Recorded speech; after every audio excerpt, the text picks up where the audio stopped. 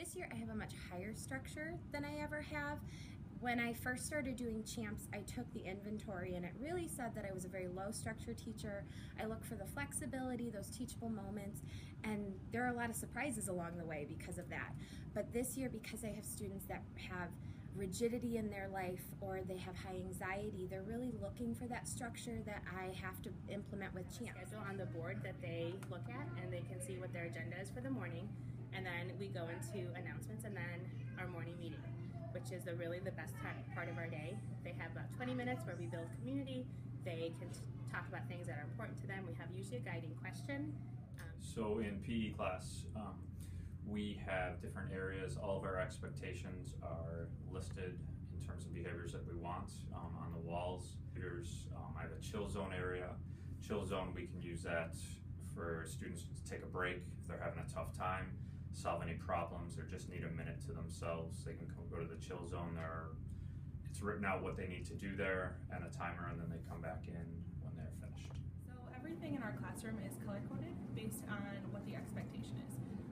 So students who are doing whole group activities, they go to orange zone, so everything in that area is color-coded orange.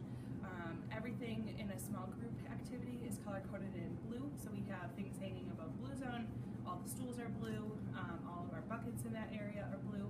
Anything independent is in yellow, so their name tags are yellow. We have the Chinese lanterns that hang from the ceiling that are yellow. All their paper is usually yellow at that station, and then anything associated with green is always a chill zone activity. So where they take their breaks, where they go to calm down, anything associated with reward that they earn, because that's all associated with that calm behavior. And then they have pink zone, which is kind of their place to go and just kind of chill out. So classroom space kind of depends on either whether I'm in the gen ed setting or I'm more in that special ed setting. When it's in the gen ed setting, my co-teachers are phenomenal. They kind of have a set space where we'll actually pull kids to kind of work in more of a small group setting.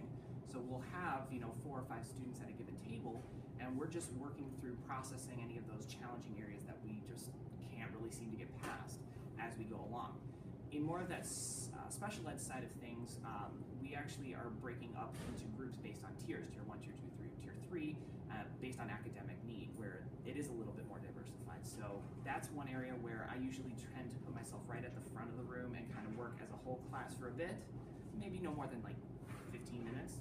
Then we kind of break into smaller groups where I have my amazing paraprofessional kind of working with one group, I'm working with another, and the other group is kind of working on their own, being cognizant of the schedule that's being posted on the board and their own